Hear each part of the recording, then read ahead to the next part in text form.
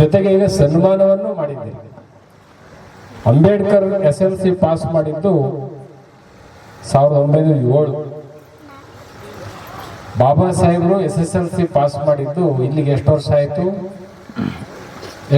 Ambedkar pass ಮಾಡಿ 1907, 2025. ಸುಮಾರು 110-120 ವರ್ಷಗಳ ಹಿಂದೆ SLCಯನ್ನ ಈ ಭಾರತ ದೇಶದಲ್ಲಿ ಮೊಟ್ಟ ಮೊದಲು ಪಾಸ್ ಮಾಡಿದ್ದಾರೆ ಅಂದ್ರೆ ಡಾಕ್ಟರ್ ಬಾಬಾ ಸಾಹೇಬ್ ಅಂಬೇಡ್ಕರ್. ಆ ಪಾಸ್ ಆದಾಗ ಅವ್ರ ಕೈಗೆ ಅವ್ರ ಮಾಸ್ಟರ್ ಕೊಟ್ಟ ಪುಸ್ತಕ ಯಾವುದು ಅಂದ್ರೆ ರಾಮಾಯಣನೂ ಅಲ್ಲ, ಮಹಾಭಾರತನೂ ಅಲ್ಲ, ಭಗವದ್ಗೀತೆನೂ ಅಲ್ಲ. ಆ SLC ಪಾಸ್ ಮಾಡಿದಂತ ಸಂದರ್ಭದಲ್ಲಿ ಈಗ ನಾವು ಮಕ್ಕಳಿಗೆಲ್ಲ ಚೇರಾಕಿ ಕೂರಿಸಿ ಸನ್ಮಾನ ಮಾಡಿ, ಅವತ್ತಿನ ಕಾಲಕ್ಕೆ ಅಂಬೇಡ್ಕರ್ ಸನ್ಮಾನ ಮಾಡಿ ಅವರ ಗುರುಗಳು ಕೊಟ್ಟಂತ ಪುಸ್ತಕ ಯಾವುದು ಅಂದ್ರೆ ಭಗವಾನ್ ಬುದ್ಧನ ಪುಸ್ತಕವನ್ನು ಅವತ್ತು ಕೊಟ್ಟಿದ್ದಾರೆ. ಇವತ್ತು ನಾವು ಅರ್ಥ ಮಾಡ್ಕೋಬೇಕು, ಬಾಬಾ ಸಾಹೇಬ್ ಅಂಬೇಡ್ಕರ್ ಅವರ ಜಯಂತಿಯನ್ನ ಮಾಡ್ತಾ ಇದ್ದೀವಿ. ಅವರ ಜಯಂತಿಯನ್ನು ಆಚರಣೆ ಮಾಡುವಾಗ ನಮ್ಮ ಊರಿನ 2025ನೇ ಸಾಲಿನ ಪ್ರಗತಿ ಏನು, ಮುಂದಿನ ವರ್ಷ ಜಯಂತಿ ಮಾಡ್ತೀವಿ 135ನೇ ವರ್ಷದ್ದು, ಅವಾಗ ನಮ್ಮ ಊರಿನ ಪ್ರಗತಿ ಏನು, ಎಷ್ಟು ಜನ ಕುಡಿಯೋದು ಬಿಟ್ಟಿವಿ, ಎಷ್ಟು ಜನ ಕುಡಿಯೋದನ್ನ ಬಿಟ್ಟ ಮೇಲೆ ಎಷ್ಟು ಜನರು ಮನೆ ಉದ್ಧಾರ ಆಗ್ತು, ಎಷ್ಟು ಜನರು ಮನೆಗಳ ಮುಂದೆ ಕಾರ್ ಬಂತು, ಎಷ್ಟು ಮನೆಗಳು ಚೆತ್ತು ಮನೆಗಳಾದವು, ಎಷ್ಟು ಮನೆಗಳ ಮುಂದೆ ಕಾರ್ ಬರ್ತಾವು, ಎಷ್ಟು ಮನೆಗಳ ಮುಂದೆ ತಹಸೀಲ್ದಾರು, AC ಗಳು, ಆಫೀಸರ್ಗಳು, ಡಾಕ್ಟರ್ಗಳು, PDOಗಳಾದವು ಅನ್ನೋದ್ರ ಬಗ್ಗೆನೇ ಚರ್ಚೆ ಮಾಡಬಹುದು.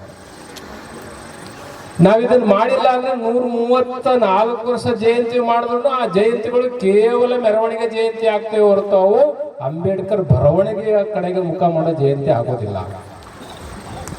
ನೀವು ಮೆರವಣಿಗೆ ಮಾಡೋ ಅಂಬೇಡ್ಕರ್ ಮೆರವಣಿಗೆ ಮಾಡಿ ಯಾವ್ಯಾವ್ದೋ ಮೆರವಣಿಗೆ ಮಾಡಿದ್ದೀರಿ, ಆದ್ರೆ ಅಂಬೇಡ್ಕರ್ ಬರವಣಿಗೆ ಜೀವಂತ ಇದ್ದಾರೆ. ಅಂಬೇಡ್ಕರ್ ಪುತ್ಥಳಿಯನ್ನ ಮೂಲೆಗೂ ಕೂರಿಸಿ ಮೇಲೆ ಧೂಳು ದುಂಬೆಲ್ಲ ಸೇರಿದ್ರು, ಅಕ್ಕಿಗಳೆಲ್ಲ ಕೂತು ಅದರ ಮೂರ್ತಿ ಮೇಲೆ ಎಸ್ಕೆ ಮಾಡಿದ್ರು ಅಂಬೇಡ್ಕರ್ ಪುತ್ಥಳಿಯಲ್ಲಿಲ್ಲ, ಪುಸ್ತಕದಲ್ಲಿದ್ದಾರೆ. ನಮ್ಗೆ ಷಡ್ಯಂತ್ರ ಮಾಡಿದ್ದಾರೆ. ನಮ್ಗೆ ಎಂತ ಷಡ್ಯಂತ್ರ ಮಾಡಿದ್ದಾರೆ ಅಂದ್ರೆ ಇವ್ರಿಗೆಲ್ಲ ಅಂಬೇಡ್ಕರ್ ಪುತ್ಥಳಿ ಬೇಕು ಕೊಟ್ಬಿಡ್ರ ಅಂತಾರೆ. ಮೊನ್ನೆ ಪ್ರಕಾಶ್ ಅಂಬೇಡ್ಕರ್ ನಾವಿಬ್ರು ಹೋಗಿದ್ವಿ ಬಾಂಬೆಗೆ. ಪ್ರಕಾಶ್ ಅಂಬೇಡ್ಕರ್ ನಾವಿಬ್ರು ಅಂದ್ರೆ ಒಂದು ಸೆಮಿನಾರ್ ಇತ್ತು, ಅಂಬೇಡ್ಕರಿಸಮ್ ಅಂಡ್ ಕಾನ್ಸ್ಟಿಟ್ಯೂಷನ್ ಅಂತ. ಆ ಸೆಮಿನಾರ್ ಅಲ್ಲಿ ಏನ್ ಮಾಡಿದ್ರು, ಅಲ್ಲಿ ಕಾರ್ಯಕರ್ತರುಗಳೆಲ್ಲ ಬಂದಿದ್ರಲ್ಲ, ಒಂದು ಅಂಬೇಡ್ಕರ್ ಮೂರ್ತಿ ತಂದಿಟ್ರಿ, ಹಿಂಗೆ ಇಷ್ಟು ಉದ್ದ ಇತ್ತು, ತಂದಿಟ್ಬಿಟ್ಟು ಏನ್ ಮಾಡಿದ್ರು, ಎಲ್ಲ ಚೇರ್ಗಳೆಲ್ಲ ಮುಂದೆ ಮಸ್ತಾಗಿದ್ದು, ಒಂದು 40-50 ಚೇರ್ ಇತ್ತು, ಎಲ್ಲ ಆಫೀಸರ್ಗಳ ಮೀಟಿಂಗ್ ಅದು. ಆ ಮೂರ್ತಿ ಮೇಲೆ ಒಂದು ಗ್ಲಾಸ್ ದಬಾಕ್ಬಿಟ್ರಿ, ಹಿಂಗೆ ಒಂದು ಗಾಜಿನ ಗ್ಲಾಸ್ ದಬಾಕ್ ಮುಚ್ಬಿಟ್ರು, ಮೇಲೆ ಮುಚ್ಬಿಟ್ಟು ಕಾಫಿ ಟೀ ಕೊಟ್ಬಿಟ್ಟು ನಡ್ರಿ ಅಂತ. ಏನೂ ಇಲ್ಲ, ವಿಚಾರ ಇಲ್ಲ, ವಿಚಾರ ಸಂಕಿರಣ ಇಲ್ಲ, ಮಾತಿಲ್ಲ, ಕಥೆ ಇಲ್ಲ, ಚರ್ಚೆ ಇಲ್ಲ. ಒಂದು ಸ್ಟ್ಯಾಚ್ಯೂ ತಂದ್ರು, ಅದ್ರ ಮೇಲೆ ಒಂದು ಗ್ಲಾಸ್ ಮುಚ್ಚಿದ್ರು, ನಡ್ರಿ ಅಂತ. ಅವನ್ಯಾರೋ ಒಬ್ಬ ಲಾಸ್ಟ್ ಏನ್ರಿ ನೀವು ಅಂಬೇಡ್ಕರ್ ಅಂಡ್ ಕಾನ್ಸ್ಟಿಟ್ಯೂಷನ್ ಅಂತ ಸೆಮಿನಾರ್ ಕರೆದ್ಬಿಟ್ಟು ನೀವು ನಡ್ರಿ ಅಂತ ಹೇಳಿ, ಯಾಕೆ? ಮುಟ್ಟಾಳ ದಲಿತರಿಗೆ, ಶೋಷಿತರಿಗೆ, SC ST OBCಗಳಿಗೆ ಅಂಬೇಡ್ಕರ್ ಸ್ಟ್ಯಾಚ್ಯೂ ಬೀದಿಲಿ, ಗಲ್ಲಿಲಿ, DC ಆಫೀಸ್ ಮುಂದೆ, ತಾಲೂಕ್ ಆಫೀಸ್ ಮುಂದೆ ಎಲ್ಲಿ ಬೇಕಲ್ಲಿ ನಿಲ್ಸ್ಕೊಳ್ಳಿ, ಆದ್ರೆ ಅಂಬೇಡ್ಕರ್ ವಿಚಾರ ಮಾತ್ರ ಎಲ್ಲೂ ಹೊರಗೆ ಬರಬಾರ್ದು ಕಣೋ. ಅದಕ್ಕೆ ಗ್ಲಾಸ್ ಹಾಕಿ ಮುಚ್ಚಿದ್ದೀನಿ. ಇದು ಗೊತ್ತಿಲ್ಲ ಅಂದ್ರೆ ನೀವು ಮೆಂಬರ್ ಆಗಿರಕ್ಕೆ ಅಂದಾಯಕು ಅಂತ ಹೇಳಿ ಕಳಿಸ್ಬಿಟ್ಟ. ನಮ್ಗೆ 134ನೇ ಜಯಂತಿ ಮಾಡ್ತಾ ಇದ್ದೀವಿ, ಅವ್ರು ಶಾರ್ಟ್ ಅಂಡ್ ಸ್ವೀಟ್ ಆಗಿ ಅಂಬೇಡ್ಕರ್ನ ದಬಾಕ್ಬೇಕು, ಮುಚ್ಚಬೇಕು. ಇಷ್ಟೇ. ಅಂಬೇಡ್ಕರ್ನ ಯಾವಾಗ ಅವರು ಒಂದು ಗ್ಲಾಸ್ ಮುಚ್ಚಿದ್ರು ಹಂಗ ಈಗಲೂ ನಮ್ಮನ್ನು ಮುಚ್ಚಕ್ಕೆ ಮಾಡ್ತಿದ್ದಾರೆ. ನಾವು ಈಗಲೂ ಬಾಬಾ ಸಾಹೇಬ್ ಸ್ಟ್ಯಾಚು ಅಲ್ಲಿ ಕೊಡಿ, ಇಲ್ಲಿ ಕೊಡಿ, ಆ ಗಲ್ಲಿ ಕೊಡಿ, ಈ ಗಲ್ಲಿ ಕೊಡಿ. Ambedkar is not A statue. ನಾನು ಪುತ್ಥಳಿಯಲ್ಲಿ ಜೀವಂತ ಇಲ್ಲ, ಪುಸ್ತಕದಲ್ಲಿ ಜೀವಂತ ಇದ್ದೀನಿ ಅಂತಾರೆ ಅಂಬೇಡ್ಕರ್. ನಾವು ಅಂಬೇಡ್ಕರ್ ಅವರ ಪುಸ್ತಕ ಓದಿದಿದ್ರೆ, ಬಾಬಾ ಸಾಹೇಬರ ಪುಸ್ತಕವನ್ನ ಓದಿದಿದ್ರೆ ಈ ರಾಜ್ಯದ 5 ಸಾರಿ ಮುಖ್ಯಮಂತ್ರಿ ಆಯ್ತಿದ್ವಿ ನಾವು. 1 ಸರಿ ಅಲ್ಲ, 2 ಸರಿ. ಇದನ್ನ ಖರ್ಗೆ ಅವ್ರು ಕೂರಿಸ್ಕೊಂಡು ಹೇಳಿದ್ದೀನಿ. ಇಲ್ಲಿ ನಿಮ್ಮ ಮುಂದೆ ಹೇಳ್ತೀನಿ, ನಾನು ದೊಡ್ಡ ಕರೆಗೆ ಕೂರಿಸ್ಕೊಂಡು ಹೇಳಿದ್ದೀನಿ. ಯಾಕೆಂದ್ರೆ ಅಂಬೇಡ್ಕರ್ ಅವರ ಪುಸ್ತಕವನ್ನ ನಾವೇನಾದ್ರೂ 75, 25, 30, 40 ವರ್ಷದಿಂದ ನಾವು ಓದ್ಬಿಟ್ಟಿದ್ರೆ ಈ ರಾಜ್ಯನ ಐಶ್ವರ್ಯ ಆಳ್ತಾ ಇದೆ. ಅಂಬೇಡ್ಕರ್ ಮಾತು ಕೇಳಿಲ್ಲ ನಾವು. ಇವತ್ತು ಭಿಕ್ಷುಕರಂಗೆ ನಮಗ್ ಕೊಡಿ ಅಂತ ಕೇಳ್ತಾ ಇದ್ದಾರೆ. ಬಾಬಾ ಸಾಹೇಬರ ಮಾತನ್ನ ಯಾರು ಕೇಳಲಿಲ್ವೋ ಅವ್ರು ಇವತ್ತು ಬೀದಿಲಿ ನಿಂತಿದ್ದಾರೆ. ಅಂಬೇಡ್ಕರ್ ಅವರನ್ನ ಓದ್ಕೊಂಡಂತವ್ರು ಸುಪ್ರೀಂ ಕೋರ್ಟ್ ಅಲ್ಲೂ ಅವರೇ ಇದ್ದಾರೆ, ಹೈಕೋರ್ಟ್ ಅಲ್ಲೂ ಅವರೇ ಇದ್ದಾರೆ, ರಾಜ್ಯಸಭೆಯಲ್ಲೂ ಅವರೇ ಇದ್ದಾರೆ, ಪಾರ್ಲಿಮೆಂಟ್ ಅಲ್ಲೂ ಅವರೇ ಇದ್ದಾರೆ. ಅದಕ್ಕೆ ಈ ಗ್ರಾಮದ ಜನ ವಿಶೇಷವಾಗಿ ಹೊಲಿಸ್ಕೊಂಡಿಗೆ, ಡೋರ್ನಹಳ್ಳಿ, ಈ ಶಾಪುರ್, ಸುರಪುರ ತಾಲೂಕಿನ ಜನ ಯಾಕೆ ಬುದ್ಧಿವಂತರಾಗಬೇಕು, ಯಾಕೆ ಪ್ರಜ್ಞಾವಂತರಾಗಬೇಕು, ಯಾಕೆ ಜ್ಞಾನಿಗಳಾಗಬೇಕು, ಯಾಕೆ ವಿಜ್ಞಾನಿಗಳಾಗಬೇಕು ಅಂದ್ರೆ ಮೌರ್ಯ ಸಾಮ್ರಾಜ್ಯ ನಿಮ್ಮ ಊರು ಪಕ್ಕದಲ್ಲೇ ಇದ್ದಂತ ಮೌರ್ಯ ಸಾಮ್ರಾಜ್ಯ ಇದು. ಉರ್ಸುಗುಂಡಿಗೆ ಮೌರ್ಯ ಸಾಮ್ರಾಜ್ಯ ಇದು. The emperor of great Ashoka. Asia ಖಂಡದ ಮಹಾದೊಡ್ಡ ದೊರೆ ಯಾರು ಅಂದ್ರೆ ಸಾಮ್ರಾಟ್ ಅಶೋಕ ಇದ್ದಂತ ನಾಡಿದು ಪಕ್ಕದಲ್ಲೇ, ಇಲ್ಲೇ ಸನ್ನತಿ. ಎಷ್ಟು ಪುಣ್ಯವಂತರು ನೀವು. ಅಶೋಕ ಮೈಸ ಮಂಡಲಕ್ಕೆ, ನಮ್ದೇನಿವತ್ತು ಮೈಸೂರು ಇದೆಯಲ್ಲ ಅದನ್ನು ಮೈಸ ಮಂಡಲ ಅಂತ ಕರಿತೀವಿ. ಮೈಸ ಮಂಡಲಕ್ಕೆ ಅಶೋಕ ತನ್ನ ಮಕ್ಕಳನ್ನೇ ಕಳಿಸ್ಕೊಟ್ಟ ಅಲ್ಲಿಗೆ. ಶ್ರೀಲಂಕಾಕ್ಕೊಬ್ಬರನ್ನ, ಬನವಾಸಕ್ಕೊಬ್ಬರನ್ನ. ಆ ಕಾಲಕ್ಕೆ ಇಂಥ ಮೌರ್ಯ ವಂಶ ಇರತಕ್ಕಂಥ ಪಕ್ಕದ ಕನಗನಹಳ್ಳಿ, ಸನ್ನತಿ, ಹುಣಸಗುಂಡಿಗೆ ಹೆಸರು ಈಗ ಬಂದಿರೋದು. ಶಾಸನದಲ್ಲಿ ಹೆಸರು ಬೇರೆ ಇದೆ, ಹೆಸರು ಈ ಊರಿನ ಹೆಸರೇ ಬೇರೆ ಇದೆ. ಹಾಗಾಗಿ ಅಂಬೇಡ್ಕರ್ ಅವರನ್ನ ಜೀವಂತ ಇರಿಸೋದು ಹೆಂಗೆ ಅಂತ ಯೋಚನೆ ಮಾಡಿ.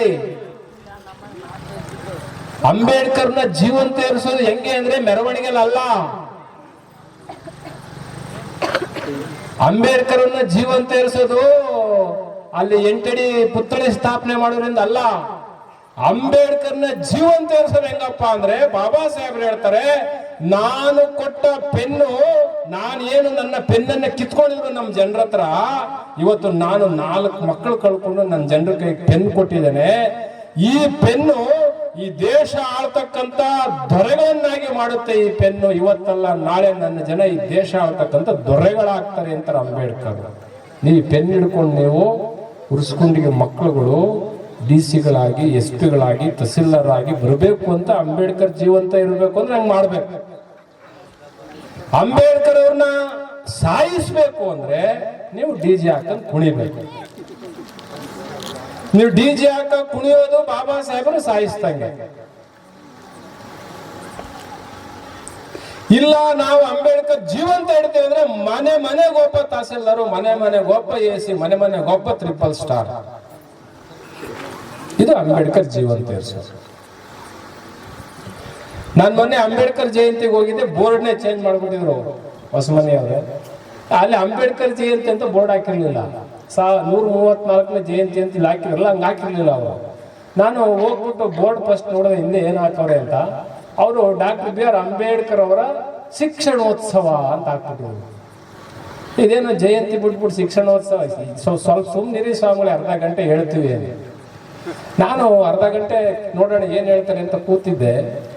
134ನೇ ಜಯಂತಿನ ತೆಗೆದುಬಿಟ್ಟು ಅವರು ಡಾಕ್ಟರ್ B.R. ಅಂಬೇಡ್ಕರ್ ಅವರ ಶಿಕ್ಷಣೋತ್ಸವ ಅಂತ ಹಾಕಿದ್ರು. ನಾನು ಏನಪ್ಪ ಹಿಂಗ ಹಾಕ್ಬಿಟ್ಟವ್ರಲ್ಲ ಏನಂತ ನಾನು ಪ್ರಾಸ್ತಾವಿಕವಾಗಿ ಮಾತಾಡೋರು ಹೇಳ್ತಾ ಅವಾಗ ನನಗೆ ಹೇಳಿದ್ರು, ಸ್ವಾಮಿ ನಾವು ಅಂಬೇಡ್ಕರ್ ಅವರ ಜಯಂತಿಯನ್ನ ಜಾತ್ರೆ ಮಾಡ್ದಂಗೋ, ಪಡ್ಲದಮ್ಮನ ಜಾತ್ರೆನೋ ಯಾವುದೋ ಒಂದು ಹಬ್ಬ ಮಾಡ್ದಂಗ ಮಾಡಲ್ಲ ಸ್ವಾಮಿ. ಅಂಬೇಡ್ಕರ್ ಜಯಂತಿಯ ದಿನ ನಮ್ಮೂರಿನಲ್ಲಿ 4 ಜನ ಸಬ್ ಇನ್ಸ್ಪೆಕ್ಟರ್ ಸೆಲೆಕ್ಟ್ ಆಗಿದ್ದಾರೆ, 3 ಜನ PDOಗಳಾಗಿದ್ದಾರೆ, 2 ಕಮರ್ಷಿಯಲ್ ಟ್ಯಾಕ್ಸ್ ಕಮಿಷನರ್ ಆಗಿದ್ದಾರೆ, 3 ಜನ MBBS MD ಮಾಡಿದ್ದಾರೆ ಸ್ವಾಮಿ. ಅವ್ರನ್ನೆಲ್ಲ ಕರೆದು ಇಲ್ಲಿ ಕೂರಿಸಿ ಅವ್ರಿಗೆ ಗೌರವಿಸುವ ಮುಖಾಂತರವಾಗಿ ನಾವು ಶಿಕ್ಷಣೋತ್ಸವ ಅಂತ ಮಾಡ್ತಿದ್ದೀವಿ. ಅಂಬೇಡ್ಕರ್ ಜೀವಂತ ಇರೋದು ಪೆನ್ನಲ್ಲಿ ಸ್ವಾಮಿ. ಎಲ್ಲಿ? ಪೆನ್ನಲ್ಲಿ ಅಂಬೇಡ್ಕರ್ ಜೀವಂತ ಇದ್ದಾರೆ. ನಾವು ಪೆನ್ನಿನ ಕ್ರಾಂತಿ ಮಾಡ್ತಾ ಇದೀವಿ ಸ್ವಾಮಿ ಅಂದ್ರು. ನಮ್ಮೂರವ್ರ ಉರ್ಸ್ಕೊಂಡಿ ಅವ್ರು ಯಾವ ಕ್ರಾಂತಿ ಮಾಡ್ಬೇಕು? ನೀವ್ಯಾವ ಕ್ರಾಂತಿ ಮಾಡ್ಬೇಕು? ತಂದೆ ತಾಯಿ ಇರ್ತಕ್ಕಂಥ ಒಂದು ಹುಡುಗಿ ಈ ಸರಿ SLC ಒಳಗಡೆ 625ಕ್ಕೆ 620 ತಗೊಂಡಿಲ್ಲ. ತಂದೆನೂ ಇಲ್ಲ, ತಾಯಿನೂ ಇಲ್ಲ, ಇಬ್ರು ಇಲ್ಲ. 620. ಏನಾಗಿದೆ ನಿಮಗೆ? ನಿಮಗೇನಾಗಿದೆ?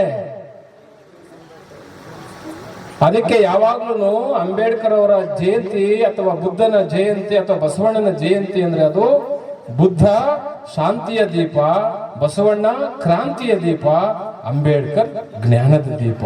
ಈ 3 ದೀಪಗಳನ್ನ ಯಾವತ್ತೂ ಶಾಶ್ವತವಾಗಿ ಆರದ ರೀತಿಯಲ್ಲಿ ಇಟ್ಕೋಬೇಕು. ಬುದ್ಧ ಹಚ್ಚಿರೋ ದೀಪ ಶಾಂತಿಯ ದೀಪ, ಬಸವಣ್ಣ ಹಚ್ಚಿರೋದು ಕ್ರಾಂತಿಯ ದೀಪ. ಎಂತ ಕ್ರಾಂತಿ ಬಸವಣ್ಣ ಹಚ್ಚಿರೋದು! ಮೇಲಾಗನಲ್ಲೇನು ಕೀಳಾಗಿರುವೆನು, ನಿಮ್ಮ ಪಾವನ ಪಾದದ ಕೆಳಗೆ ಕೆರವಾಗಿರಿಸಯ್ಯ ಕೂಡಲ ಸಂಗಮ ದೇವ.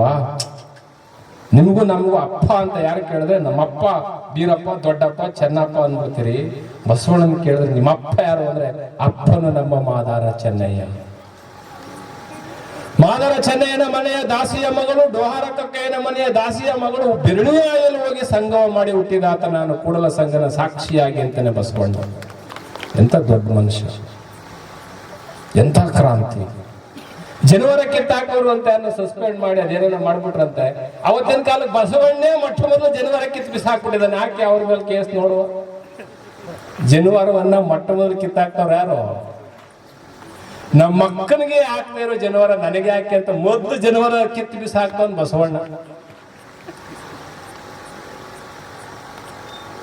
ಎಂತ ದೊಡ್ಡ ಮನುಷ್ಯ, ಎಂಥ ಕ್ರಾಂತಿ. ಮುಟ್ಟಾದ ಹೆಣ್ಣು ಮಕ್ಕಳನ್ನ ಮುಟ್ಬಾರ್ದು ಅಂತೇಳಿ ಮೂಲೆ ಕೂರಿಸಿದಂತ ಸಂದರ್ಭದಲ್ಲಿ ಹೆಣ್ಮಕ್ಳು ಮುಟ್ಟಾಯ್ತವ್ರಿ, ಅವ್ರು ಮುಟ್ಟಂಗಿಲ್ಲ, ಅವ್ರು ಮಾಡ್ದ ಅನ್ನ ತಿಂದ್ರೆ ನಾಯಿಯಾಗಿ ಬಿಡ್ತೀರಿ ಅಂತ ಒಬ್ಬ ಸ್ವಾಮೀಜಿ ಭಾಷಣ ಮಾಡಿದ್ದಾನೆ ಟಿವಿಗಳಲ್ಲಿ. 12ನೇ ಶತಮಾನದಲ್ಲಿ ಒಬ್ಬ ಸತ್ಯಕ ಕಸ ಹೊಡೆಯೋಳು ಮುಟ್ಟೆಂದು ಹೀಯಾಳಿಸುವ ಮುಟ್ಟಾಳರೆ ನೀವು ಹುಟ್ಟಿದ ಎಲ್ಲಿಂದ ಅಂತೇಳಿ ಪ್ರಶ್ನೆ ಮಾಡ್ತಾಳೆ. ಬಸವಣ್ಣ ಹುಟ್ಟುದು ಮುಟ್ ನಿಂತ ಮೇಲೆ, ಅಂಬೇಡ್ಕರ್ ಹುಟ್ಟುದು ಮುಟ್ ನಿಂತ ಮೇಲೆ, ನಾನು ಹುಟ್ಟುದು ಮುಟ್ ನಿಂತ ಮೇಲೆ. ಹೆಣ್ಮಕ್ಳನ್ನೆಷ್ಟು ನಿಕೃಷ್ಟವಾಗಿ ಕಂಡಿತ್ತು ಈ ದೇಶದಲ್ಲಿ. ಅದನ್ನೇ ಅಂಬೇಡ್ಕರ್ ಅವರು ನನ್ನ ಜನ ಪ್ರಜ್ಞಾವಂತರಾಗಬೇಕು, ನನ್ನ ಜನ ಮೌಢ್ಯದಿಂದ ಹೊರಬರಬೇಕು, ನಿಮ್ಮ ಬಡತನಕ್ಕೆ ಕಾರಣ ಅಜ್ಞಾನ ಮತ್ತು ಮೌಢ್ಯ ಅಂತೇಳಿ ಬಾಬಾ ಸಾಹೇಬರು ಬಹಳಷ್ಟು ಬೆಳ್ಕೊಂಡ್ರು. ಹಾಗಾಗಿ ಇವತ್ತು ವಿಶೇಷವಾಗಿ ಅಂಬೇಡ್ಕರ್ ಅವರ ಜಯಂತಿ ಮಹೋತ್ಸವದಲ್ಲಿ ಮಕ್ಕಳನ್ನು ಗೌರವಿಸಿದ್ರಿ. ಹೊಡೆರಿ ಚಪ್ಪಾಳೆ. ಮೊನ್ನೆ ಯಾವ್ದೋ ಭಾಷಣದಲ್ಲಿ ಯಾರು DC ಕೈ ಎತ್ತಿ ಅಂದ್ರೆ ಒಬ್ಬ ಹೆಂಗ್ ಎತ್ಬಿಟ್ಟವಳು 80 ವರ್ಷದವಳು. ನಾ DC ಆಯ್ತೀನಿ, ನಾನ್ ನಿಜ 80 ವರ್ಷದವಳು ಎತ್ಬಿಟ್ಲಲ್ಲ ಅಂತ ಹಂಗೆ ಪಕ್ಕಕ್ಕೆ ಹೋಗಿ ನೋಡ್ತೀನಿ, 90 ಹೊಡೆದ್ಬಿಟ್ಟಾಳ ಅವಳೆ.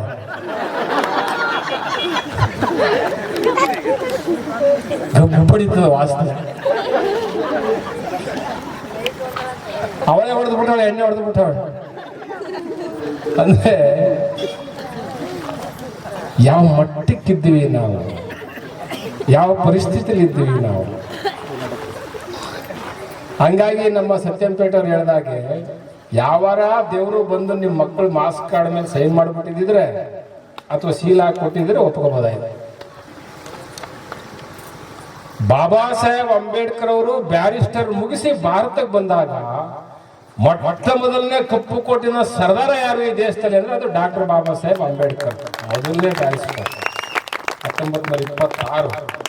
ಅಂತ ಮಹಾ ಬ್ಯಾರಿಸ್ಟರ್ ಆಗಿ ಭಾರತಕ್ಕೆ ಬಂದ್ರಲ್ಲ ಅಂಬೇಡ್ಕರ್.